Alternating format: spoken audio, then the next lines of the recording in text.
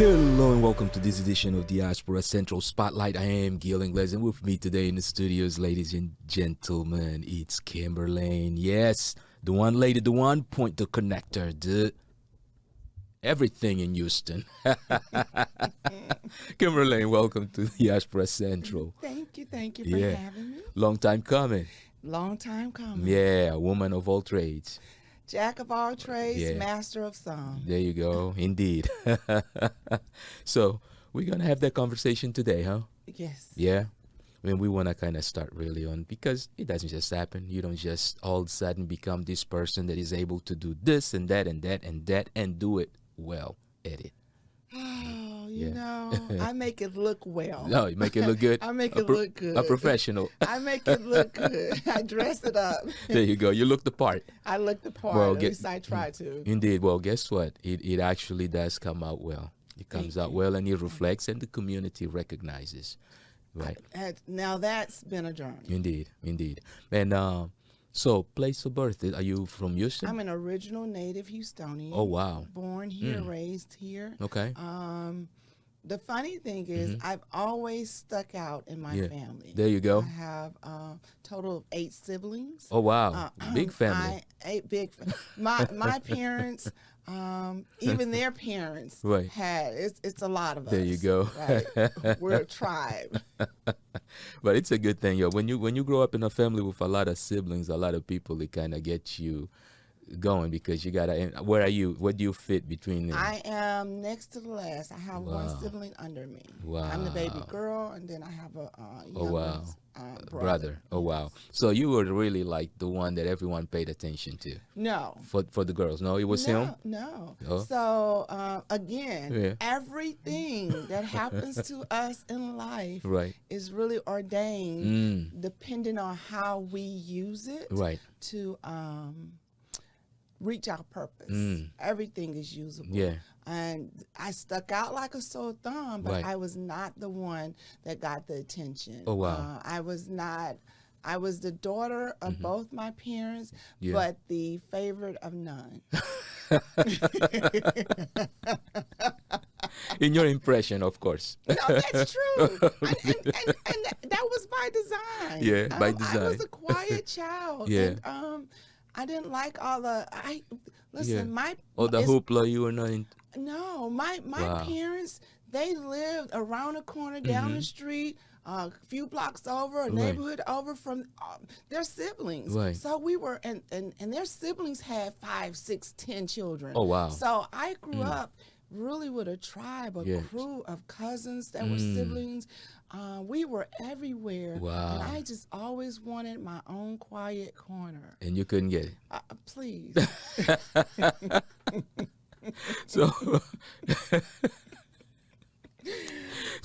and what makes you think that you stuck? What do you think that made you stick? Stuck like a. So I was always different like this. I didn't just start wearing head wraps. Right. My family on my mom's side, they were Creole, really. Okay.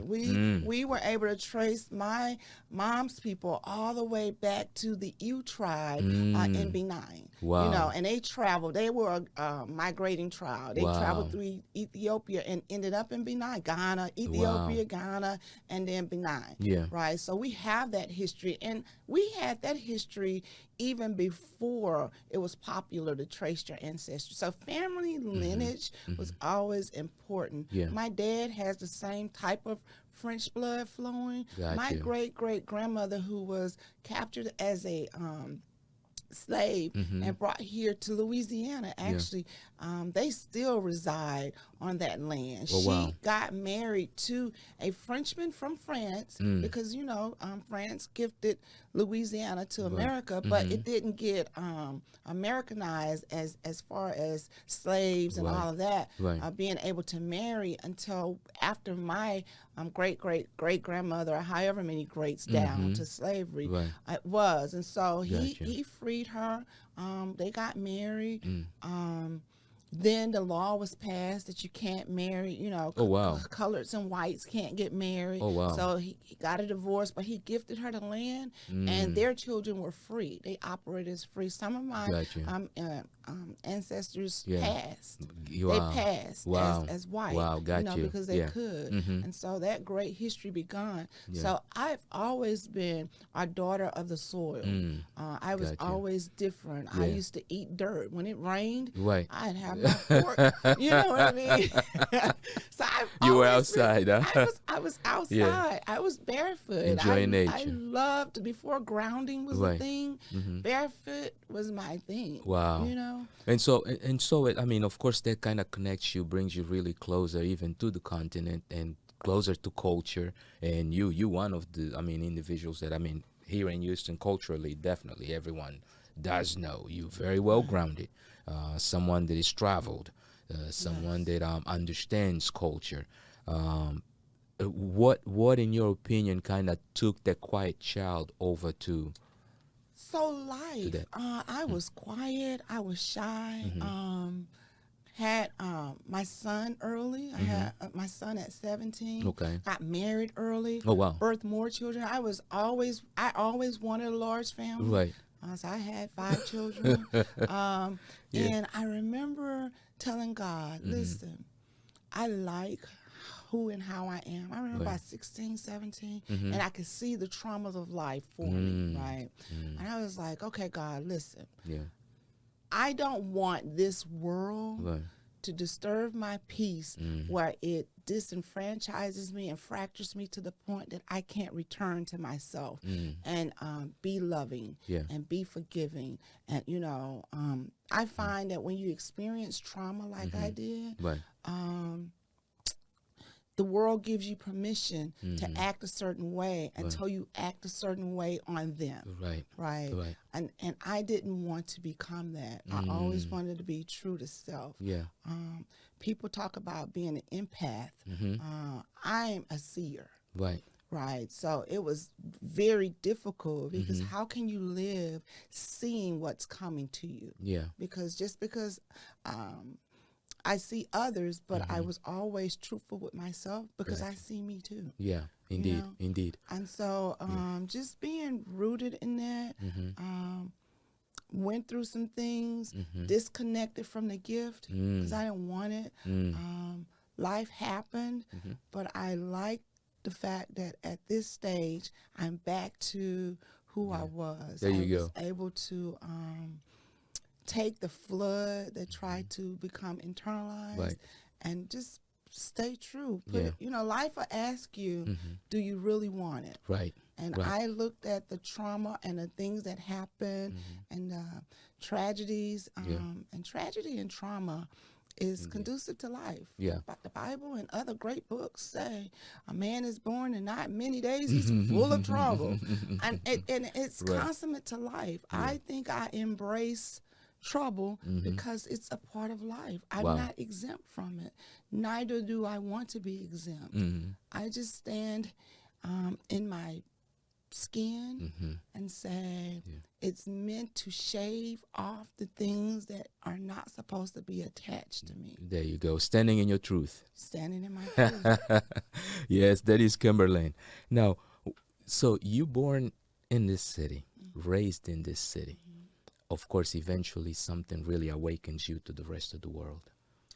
What was it? So I've always been awakened. Again, my family resides on top of each other. Even now, my cousins and we all still stay in the same vicinity. Well, I did until last week. Gotcha. But I was the one, my family were Northsiders, all of that.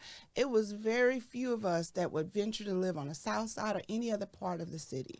So I started that way. I would move to a territory and get lost in that territory and just live in that territory where my family would be on one side of town, I would pick up and move because I felt like if I didn't like it, I can just move back. Oh, there you go. I knew that I always had my village. You knew your freedoms. Huh? I knew my freedom, and that's what actually my enstooled name is Uhuru Wingi. Oh, wow. It means freedom and abundance. Right. So I've always been a child that wanted to explore the world. The world has always called me because I felt like, again, I moved to another state. Yeah. Didn't like it, moved back. Oh, and a lot of people didn't even recognize that I had moved.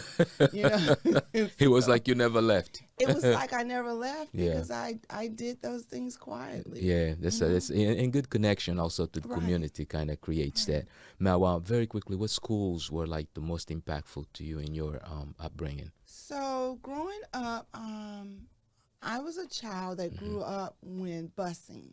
Okay. For those who don't know what busing is, that was when segregation or desegregation started to happen. Okay. And they started sending the bright children, not just all children. Right. When you look at the stories of Ruby Bridge, all those black children who got bused or who were used to desegregate certain schools, they took the bright children. Okay. So I went to the Reverend Leo Daniels. He was a pillar in the community, and not just the black community. He was a black preacher, but he was one of the first real black major mega pastors in the 70s, and he had a private school. Okay. People are fighting a school voucher, but he had a private school for us black children. We went there. That was very instrumental in my life because I was in what's called the Gifted and Talented program in regular elementary. My mom had the forethought. She put us in that school. Okay. It really shaped me. I identified with my culture, religion, because he was a pastor. Yeah. Religion. He thought outside the box. There you go. And so he gave me the freedom to think outside the box. And then I was in the Gifted and Talented program when I went to regular elementary with the Bessie Ross. I grew up in an area called Huntington Park. Okay. Globally, citywide, it's known as Trinity Gardens. Okay. But the particular neighborhood I grew up was Huntington Park, and it was instrumental. When you hear of the wards, Fifth Ward, Cashmere Garden, those were staple black communities where we really took care of one another. Wow. The hood is different from the ghetto. Yeah, we grew up in the hood. In my community, most of the families were all black, and we were homeowners. Right. My parents were homeowners. They were entrepreneurs in the 70s. My dad and mom owned their own trucking business. My mom worked at a cleaners. When she learned the cleaning business, she taught us about clothes. Even now I go to the store and smell the dye. There you go.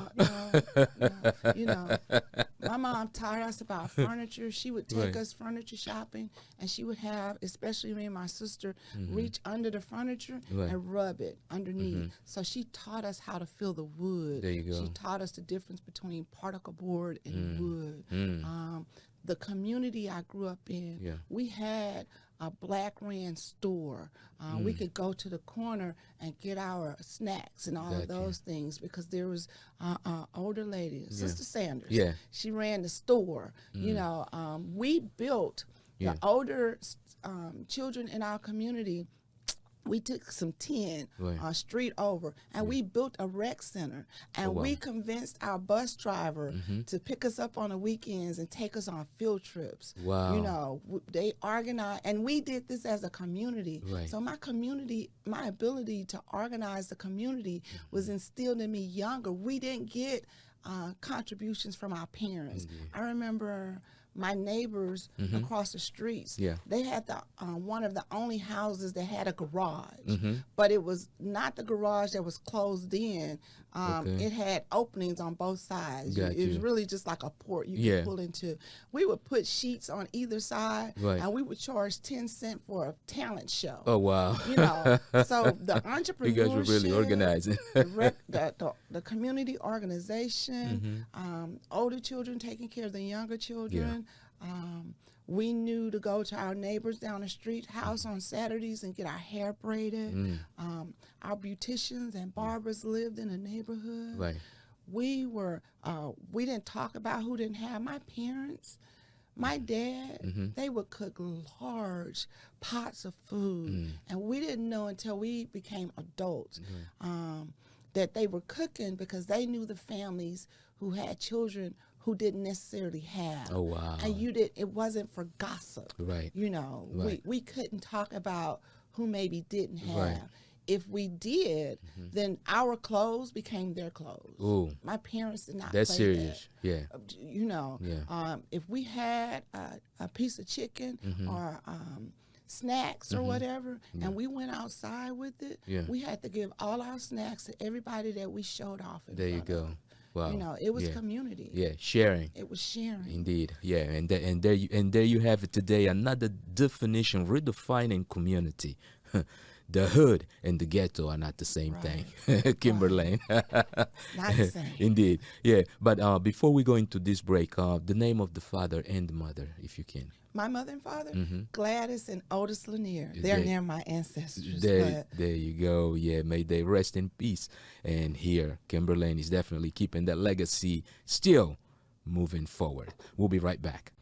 This material is made out of recycled Gil, especially, but the Sister City Luanda Association of Sister Cities, right? We believe in recycling and all of that. This was made on recycled material, and it was painted by art students in Luanda, Angola. Angola is the birthplace of the transatlantic slave trade. This year, we're celebrating their 50th anniversary of being free from colonization, right? And so that's why they brought these paintings of us. This is me. They brought the paintings of us from Angola. We hung last year during the month of March in the National Museum in Angola, Africa. That was such an honor. This is mine. And we are back. If you just joined us, you're now tuned into Diaspora Central Spotlight. And our guest today is Kimberlene. Yes, that community organizer, advocate, that one that works, services the community. Kimberlene. So it comes a long way. It comes a long way. Everything has come full circle. Full circle. Continuing the legacy. Continuing the legacy, Yeah. building on the legacy. The funny thing is, my daughter called on my drive here. Okay. And she asked me, out the blue, not out the blue, but scheduled by God. Right. Like, Mom, why did you have children? Like, what is your why? What is your why? And I was like, for legacy, not mine, but for God's legacy. Yeah. You know, I don't want to control my children. I want to show them a blueprint, and the blueprint has holes in it. It's not perfect. I need you to look at the holes so you don't fall in the same pitfall. There you go. I need you to look at the blueprint and see what you could do better. You know, maybe I put a screw in that didn't go. Right. Maybe I jackhammered something in where it needs to be pulled up. Indeed. Maybe I laid a foundation that you need to repair. Indeed. You know. Yeah. That and you know, it's interesting because a lot of times we don't even realize that there's a mission already set in motion that we fall right in the path of, and with the purpose of giving continuity to it. Right. And as life starts to just move, all of a sudden we realize and we'll be like, oh my God, yeah. So I guess this is what I was really meant to be. Exactly. Yeah. I don't own my children. Right. I don't own my legacy. Yeah. It's God created. Right. I tried to get away from it, but everywhere I went, from corporate America, I spent 30 years in the oil and gas industry. I was an organizer. Right. And I got to the top without a degree. Right. Wow. I had people pull me to the side. I led the audit team, not an auditor. Right. not an accountant. Wow. Because I knew how to organize. Yeah. And I had a skill set and a talent, and I wasn't afraid to use it. Yeah. And I wasn't afraid to leave when it no longer served me. There you go. Right? Yeah. If I had to say anything to the young people or anybody coming behind me, Yeah. do not be afraid to leave what doesn't serve you, even if you don't know what's next or how you're going to pay for what's next. Yeah. Because in my journey, money was the least. Yeah. I noticed this week, I told somebody, if I had money, I would not have relied on God as much. I would not have heard my inner man as much. I would not have known how favorably special and gifted I am. Indeed. Because money gives you the ability to just pay your way out of things. Yeah. You don't see God clearly when you can take care of it yourself, because, you become less thankful. Yeah, indeed. Indeed. And that is important. That is important. Very important. The process has made me more grateful. There you go. I remember last year I went to Ethiopia. Well, I go every year, among other places. Yeah. But last year I had all these plans. And that is home for you, right? That will be home. I'm still exploring, so let's just say that'll be one of my homes. Yeah. I like Soto, which is outside Arbor Beach. Yeah. It looks like God puckered up and kissed it. There you go. So I love it. I love that I can walk around in near bare feet and I'm not judged. Wow. I love the fact that I can share and eat off the same plate with my hands. Yeah. And no one's afraid of germs or, it's not frowned upon. Yeah. Just the common things that we call here in America that's looked at as if you don't use the knife or the fork right, or if it's not to the side, or if it's not in proper placement, all these societal rules, they're great. I mean, if you like them, but I've always been a rule breaker. There you go. I just want to know where the line is, so I'll know how far across the line you can go. How far across you I went. You're gone. So you already did it. Across the line. I just need to know when you're upset with me for doing so. Right. I just need to know how upset you should be with me, because it's there just to tell me, what your breaking point is. Indeed. Not mine. Indeed. So, a full career, 30 years in oil and gas corporate. Full career, but I've always did homeless and houselessness on the side. Always. Matter of fact, I only got into oil and gas through a temp service. So when I was really young, like 19, I signed up for a temp service and got my first experience in oil and gas. Yeah. I would work to build up my money. In a temp service, it doesn't look like I'm quitting all these jobs. Right. So I build up my money only to put it into my nonprofit or my entrepreneurship and leave. Yeah. Right. And then when money would run low, I would sign up again for another temp agency, and I'd work and work and work. Yeah. By the time I was 26, though, went through a divorce. Had full custody of my children, which meant I got no child support. Right. So now I have 5 children. Oh, wow. I'm a single parent home. I was not a single parent because I had a village. Right. I was walking down the street. A gentleman pulled over, gave me free daycare until I could qualify for some programs to help with that. Wow. I started a job at the state, actually. I started in the social services office. Back then it was called the food stamp office. I was a fraud investigator there. And one of my coworkers was like, hey, God told me to furnish your place. So I've always had, everywhere I've gone, I've always had the ability to gather the needed resources. What I do for the community is gather those resources in a way that I can put them in their hands so that people can see their lives. They won't drown in their lives. I had to learn to walk again. I was, only like a 2-month period. I had a spinal injury due to domestic situation. Oh, wow. And so, you know, I had to be resilient because now I have my babies. Right. I need them to understand that nothing that happens to them is meant to keep them down. It's only meant for them to use and resolve to live in who they are, you know. Yeah. So I always been in the resource space, even with oil and gas. Yeah. I put a hand guide together because we had members of the diaspora. Yeah.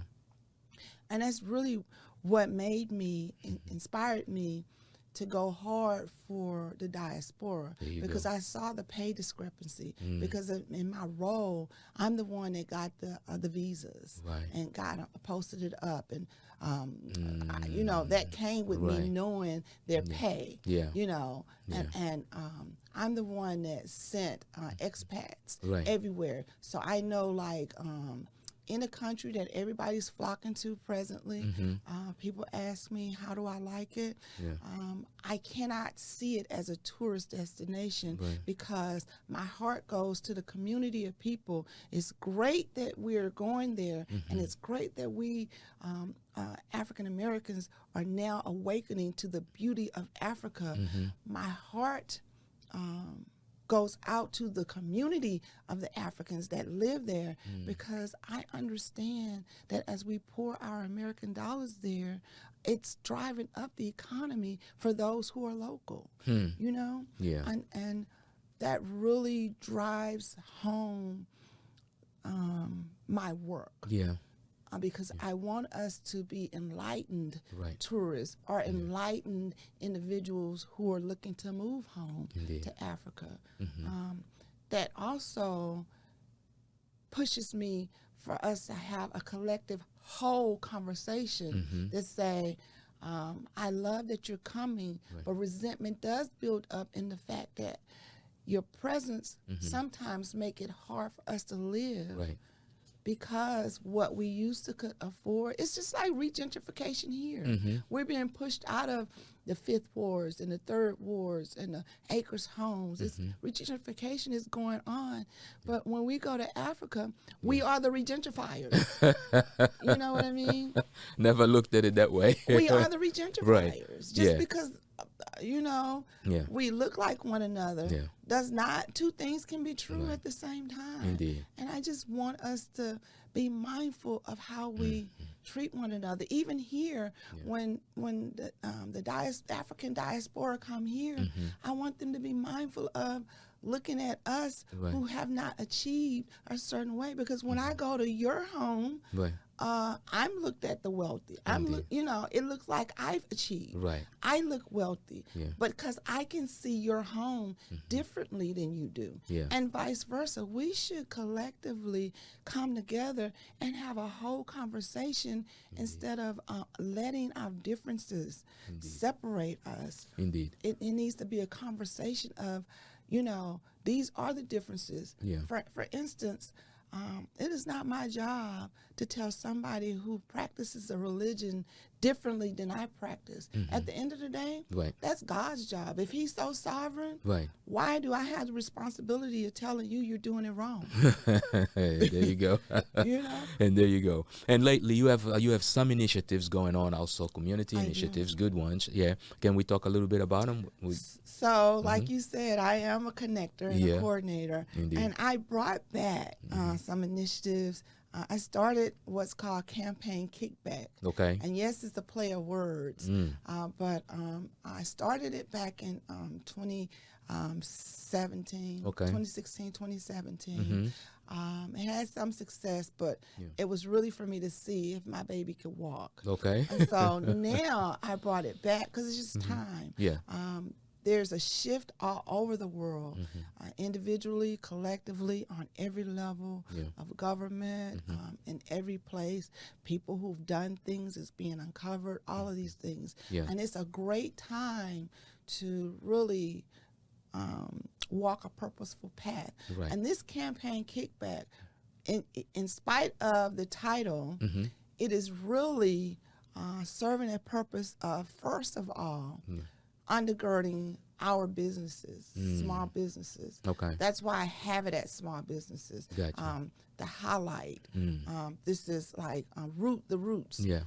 Bar and wine. Yeah. It is beautiful. Yeah.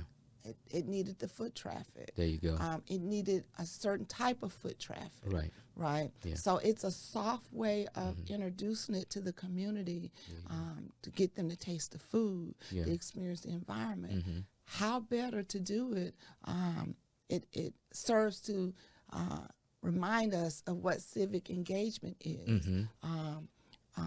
I've gone to these forums where political leaders are speaking, and to me, they're all saying the same thing, forum after forum. You know, they're inviting you to hear them speak, but it doesn't give us an opportunity to really sincerely look at them. Right. You know, I want to give us, from my perspective, at 26 years old, I had 5 children. They were stair-stepped. They all had their lives. I had to be present. And I didn't have necessarily the bandwidth to keep up with everything that was happening politically, unless it was softly given to me. So this is a way to softly let one individual candidate, not just candidate, incumbent, anybody in the political space, whether formerly, actively, or potentially wanting to be. Where have you been? What do you do in the community? Why do I deserve you? Why do you deserve my vote? What do you do when you lose? Why are you running for this particular position? And what is it that position does? You know, I met a gentleman, he's running for state comptroller. Especially in the community that I serve, when you say comptroller, most of the people think about child support. Most people don't realize, or it's not a working thought, that the comptroller's office does what? Give money to small businesses. Right? They're the money folks. They're the money folks. And so with the passing of the school vouchers, everybody's pointing, they think the politicians are going to have their hands in the coffer. Well, the state comptroller handles that money, you know, and it's a soft way to introduce not just the candidate, but what that office does, you know, and keep us engaged and informed about what we're voting for, not just who we're voting for, and what is the responsibility of that office. Because if we don't know in actuality what the responsibilities are, how are we going to hold them accountable for what did or did not get done? So basically, re-educating the community. Re-educating. She is back, ladies and gentlemen, and she's saying that pretty soon Ethiopia may be home. One of her homes, she says, because of course home is always here. Home is maybe always here, but really home has been calling me. So home is Africa. I will be there. Right now, Soto is drawing my heart, but I have some more exploring to do. There you go, and that's always important. Now, so if people needed to get in touch with you, how would they do that? So I do have a website. It's www.lifetouchcommunity.org. I do have a number that is very public.